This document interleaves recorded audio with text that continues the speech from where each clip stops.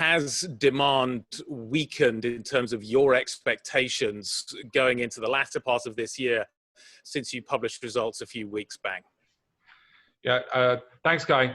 No, I would say, we've plateaued. I mean, we're certainly further behind than we had expected to be from where we were back in June.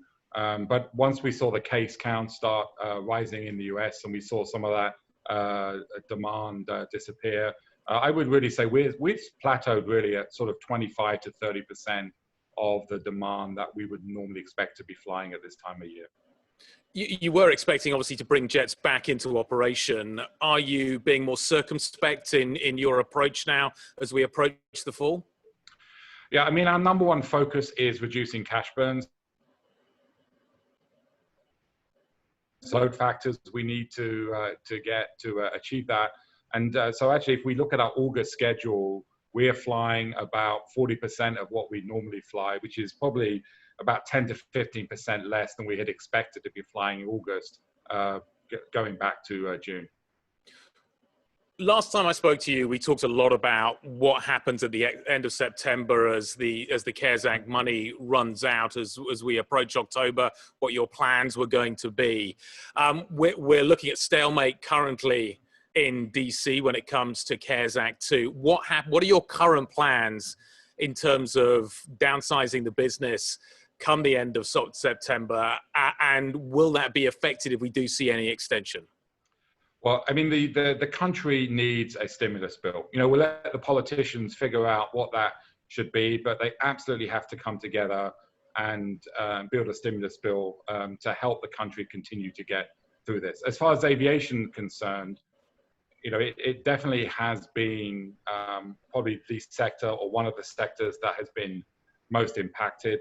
And a day of reckoning is coming for the industry, because we can't continue with where we are in terms of numbers of jobs we have and see demand at 25 to 30% of where we'd normally be. What we've been doing at JetBlue, we've had about 25% of our people either take a voluntary severance package or to take a period of long-term leave. We have a number of other crew members who are taking shorter periods of time off. So we're trying to continue to do everything we can to manage it on a voluntary basis. Furloughs at JetBlue, we've never done them. It is something that we don't want to do. It's something that we will do everything we can to avoid. But we're in a very, very critical situation right now. How much smaller do you think the carrier needs to be?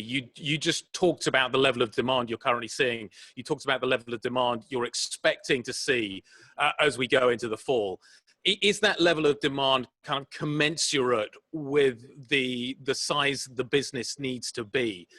You're 30, 40% of where demand was. Does the business need to be 30 to 40% of what it was? Well, we do expect a recovery. The question is, when does the recovery come? And we want to be here to take advantage of it when that recovery comes. But we also want to do everything we can in the short term to reduce our cash burn, which remains our number one short-term priority. So, we have a partnership that we've announced with American Airlines that we are very excited about, because that will allow us a path to grow.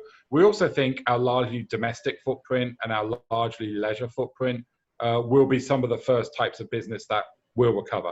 And as we saw back in June, where we started to see actually quite a quick recovery before it's dropped away and plateaued, I do believe once the case counts come down, once some of these quarantines that we're seeing pop up start to become less severe, that we will continue to see. I passionately believe in speaking to people that there's this pent-up demand for travel. People are putting off trips, but they do plan to take the trips. And so we do want to be there to take advantage of that when the time comes. Okay, so let's kind of map out the next few months. Let's assume that we don't get any more stimulus. You are likely, therefore, to have to take some painful decisions at the end of September. If we were then to get a vaccine or positive vaccine news before Christmas, how do you manage the short-term desire to sort of diminish cash burn with the, as you say, that pent-up demand that could potentially come through as maybe the vaccine appears? How are you going to navigate that process? That's a great point. And, I think that's something we ask ourselves every day. I think the key one of the benefits of us being a smaller airline than some of our competitors is that we can be incredibly nimble. We can add capacity at short notice and we can pull capacity out at short notice. For example, one of the things that we do is we look at every single flight 3 or 4 days before departure to make sure it's going to be cash positive. And if it isn't, we will usually cancel that flight and providing we can reprotect customers within a reasonable period of time. And we've been doing that. So, I mean, we're almost concierge and we're also managing this one flight at a time. And again, by having many of our crew members on short-term time-off programs, that means if we start seeing demand come back quickly, we can bring people back to work quickly, we can get the airplanes ready to fly again, and we can take advantage of that. So it's about being able to ramp up quickly, but also take it down quickly based on what we're seeing with demand. Business demand clearly is probably going to be the last part to come back. As you say, you're a leisure-focused business, which may provide you with an opportunity. But nevertheless, your front of plane offering Mint, how is that faring right now? And what are your plans for Mint, given the fact that you are likely to see less business demand, less high-end demand in this current environment? Yeah, I actually think Mint has been holding up quite well, especially also given that we've been blocking some of the seats as well from a physical distancing perspective. Whilst we did have some business travel in Mint, Mint was still largely a leisure product. And so because the price points have always been very competitive. So, you know, that's done well. But look, there's no doubt business travel is going to stay challenged for a while. You know, who's going to go on a business trip and visit another company if the offices are closed and there's no one to visit? And so I think that what we have done is we've pivoted away from that, and we've actually announced 30 new routes, even in this pandemic, that was really about steering some of our capacity out of business markets towards what we felt were leisure markets. And, you know, we'll continue to fly those until we see the business demand come back. You're a New York-based airline. How much longer are you going to be a New York-based airline? Are you going to be a Florida-based airline? Are you going to be a London-based airline? I'm wondering how the airline is going to change as the dynamic in front of you changes. Florida, we were talking before we started this interview about the demand that you're seeing on Florida. Are you in the right place right now? Yeah, I mean, we were born and bred in New York 20 years ago, and we're very, very happy to be New York's hometown airline. We have a tremendous base of community support here. And, you know, organizations and companies need to work with the city and the state to come through this. So, you know, we're our SOC, our Systems Operations Center, our crew members have been coming to work every day of this pandemic, right? You can't run an airline from home. They're based right here in our support center in New York. But having said that, you know, we've continued to grow our operation in Florida. Our training center is in Florida. We've just done a major expansion of that.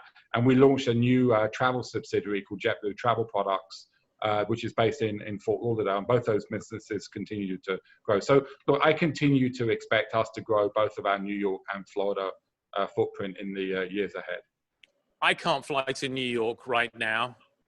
It's hard for US citizens to fly to London. Talk to me about your transatlantic plans. We have this conversation every time. We make a joke about the poster that's behind you. We try and figure out when it's going to happen. You tell me it's going to be sometime in 2021. I constantly wonder whether or not that is realistic. And if it is in 2021, when in 2021? Well, it's going to be later in 2021 than we originally thought. And again, I do believe that you know, a combination of a vaccine, better therapeutics. You know, I still expect leisure demand between the US and Europe to recover at some point in 2021. A lot of people have been putting off trips that they want to take. So I actually think our timing is quite good. And I actually think that for some people, flying on a smaller airplane with less people is going to be a benefit. And I think, you know, we'll be flying the 321 LR. And, you know, what JetBlue has done from the beginning here in the US is create being a real leader in safety. So we are still blocking middle seats. We're doing that through to October the 15th. We're still going through enhanced cleaning procedures. We now are trialing a UV light robot to clean and sterilize the airplanes. And I think as we start flying to Europe, those things are going to continue to be very important. Will I have got on a JetBlue aeroplane across the Atlantic by this time next year? I don't want to put an exact date on that, Guy, because we don't even have the airplane yet. That's coming early next year. But I think my expectation is at some point in quarter three. So I'll hedge your answer because we're sort of halfway through quarter three. And I'll say at some point in quarter three, I think that would be a reasonable thing to expect to be able to do. But as you indicated, that date has the potential to drift, and I'm assuming it has the potential to drift towards Christmas.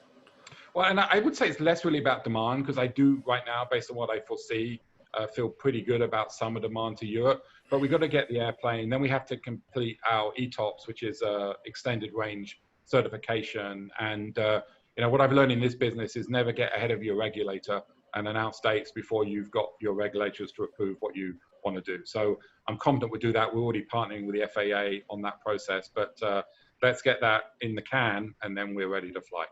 Okay. The next question that we always talk about is, where are you going to be landing when you arrive in the UK? Are you any further forward in making that determination? Yeah, I mean, we have a number of options, which is the same answer I think I gave you last time. And, we expect to load sailing schedules usually several months out before we start flying. And, that's when we'll share the exciting news of which airport we're thinking about launching with.